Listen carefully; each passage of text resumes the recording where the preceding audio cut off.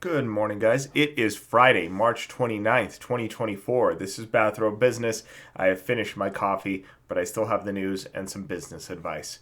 It's Good Friday, so the markets are closed, and it's going to be a pretty slow day as far as news is concerned, but I do have a couple stories that I think are pretty interesting and almost contradictory in opposite directions.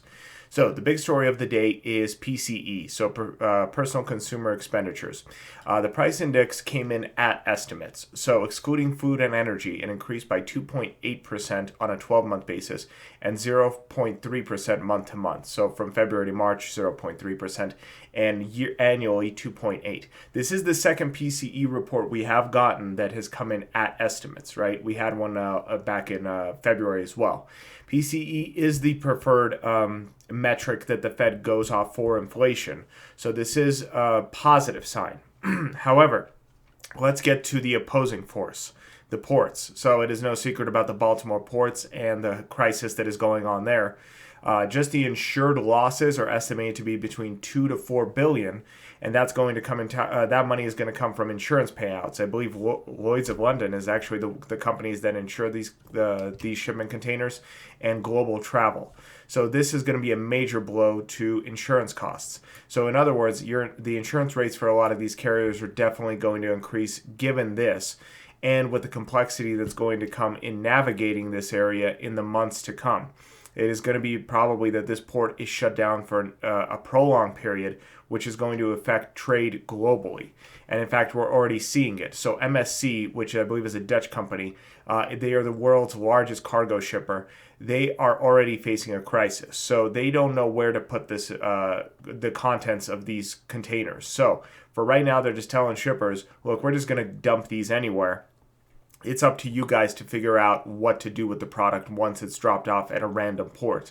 That's a major crisis, because if you're one of these people that's supposed to be getting your materials, you have no idea how to get your cargo out of whatever port they decide to drop it into. This is definitely going to mess with U.S. supply chains, right? This is a direct inflationary pressure on U.S. cargo because this is all incoming into the United States. So we'll see the fallout of this to come in the next coming weeks and months, but I think this has the potential to be a powerful inflationary pressure. You don't want to overestimate any one factor, right? It could be that this is just 2% of the market, 3% of the market, but with how these industries go, where you have insurance costs, where you have loading fees, where you have docking fees, this could be a powerful pressure that kind of permeates the market in multiple directions. Next major story is about China. So Huawei has doubled in profits in 2023. So this is the biggest competitor to Apple, and in some respects a competitor to Tesla.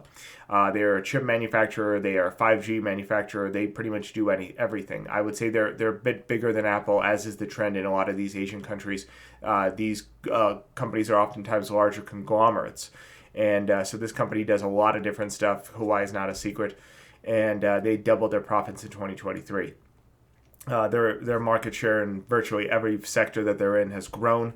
This is eating directly into Tesla, directly into Apple. So I try to report on only U.S. news, but this is a major factor that is going to affect global markets, so I feel like it needs to be talked about. Lastly, the major story of the day is jobs. So jobs reports have been really positive, but this is one metric that is probably actually going to affect the election more than anything else. It's the manufacturing jobs across the United States. So in Michigan, Pennsylvania, and Wisconsin, three of the major battleground states, industrial jobs have dropped. So there are 39,000 fewer employees working in factories in February than there were 5 years ago. So this does weigh on the Biden administration, all politics, to the side, but it's definitely a major factor when we're trying to reshore so many of these industries. For example, Master Lock, it's the company that's probably made the locks in our school lockers, as well as padlocks, multiple uses across the United States. They are moving their facility from Minneapolis, I believe, to South Carolina, Mexico, and China. So they're still offshoring. And remember, we've talked about that even though stuff is moving out of China, our traditional manufacturing, we're kind of decoupling from China. Not that I think that's going to happen quickly or if it will happen at all, but even when that does happen, it doesn't necessarily mean it gets reshored here in the United States. A lot of times it gets reshored into Mexico. As we talked about last month, Mexico's our trade with Mexico has exceeded our trade with China for the first time in history. I think we've traded an additional, I'll have to go back and look at the numbers, but it's something like 60 billion with Mexico last year than we did with China. So trade is growing with Mexico, but that doesn't necessarily mean that it's going to grow here in the United States. So that's kind of a powerful indicator to consider. That's pretty much the major stories of the day that I thought were worth mentioning. I will cover gold one more time. It's at $22.54, so $2,255 technically.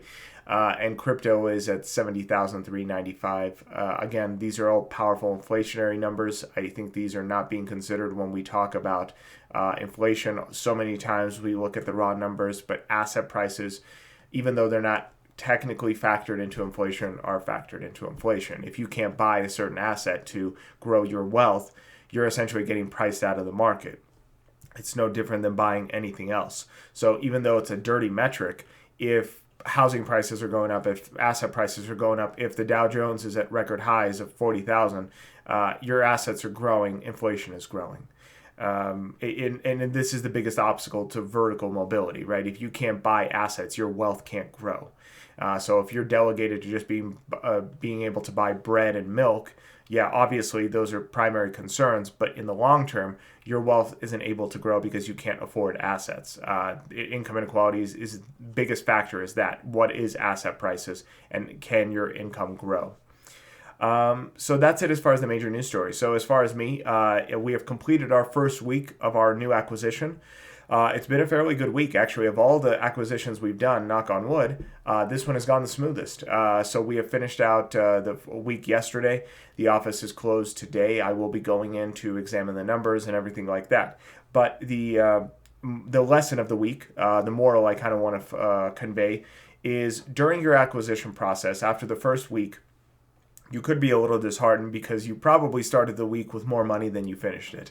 That's very, very common. So after an acquisition, what you have to consider is that you're going to have some sort of nest egg or working capital is often the term that's used in the industry in order to finance your day-to-day operations for the next 2 to 3 months. Because after your acquisition, it's going to be a money pit for a long time because you're still paying out on contracts, you're still paying out on services, you're still paying employees, and oftentimes the income is not coming in as quickly as you thought it would, especially if there are outstanding collections. So one of the biggest questions when you are purchasing a business, in our case, we're purchasing a dental practice, is what happens with the accounts receivable. So all companies will have some sort of accounts receivable, right? Money that is owed to the company. And oftentimes, depending on how you structure the deal, you may be purchasing that AR or you may not be purchasing that AR. In our scenario, we did not purchase the AR. We believed that it was too expensive for the price they were giving. Oftentimes, AR, because it is a promise to pay, isn't paid out at a full amount. So let's say your business that you're purchasing has outstanding AR, accounts receivable, at $100,000. So you would not pay $100,000 for those accounts receivable because you know some of it is going to be in default.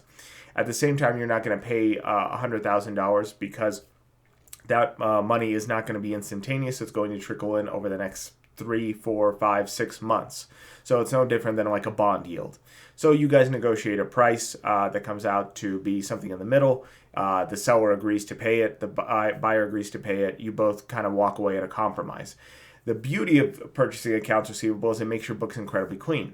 The problem of accounts receivable is that you're actually draining your funds deeper and you're still waiting on that money to come in. In our scenario, we did not purchase the accounts receivable. The seller was pricing them way too high. They were pricing it at essentially 80 cents on the dollar, which we thought was unreasonable.